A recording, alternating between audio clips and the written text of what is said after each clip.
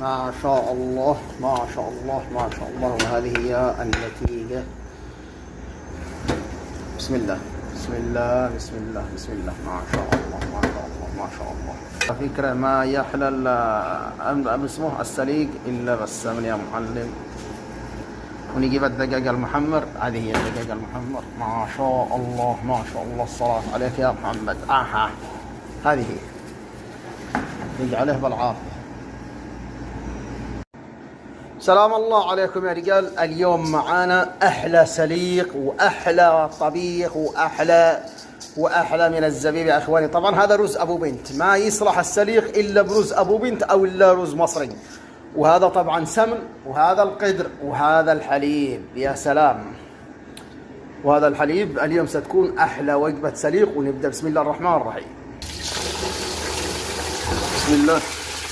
أول نبدأ نغسل الرز 4-5 مرات لا وما يصفى. بعد ما نغسل الرز يا سلام يكون لنا كلام ثاني ونبدأ بالطبخ. بعد ما تغسل يا معلم في الطريقة هذه الآن نبدأ العمل. بسم الله الرحمن الرحيم. أول شيء ملعقتين ملح. بسم الله الرحمن الرحيم.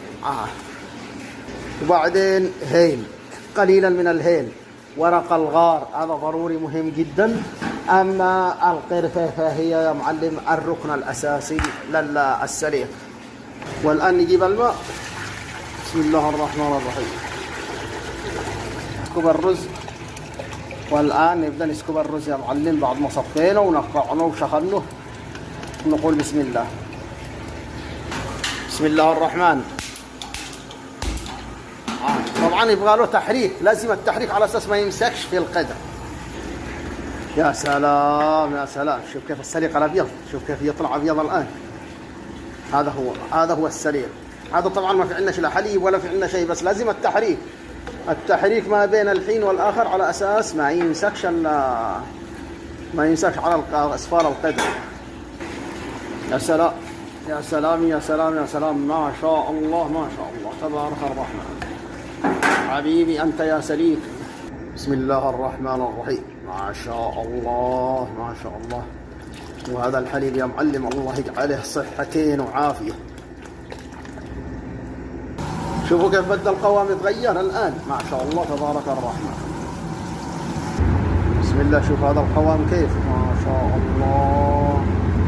وهذا طبعا دهن. هذا الدهن السمن البلدي. هذا اللي هو يخليه القوام المركز على كيفك يا معلم.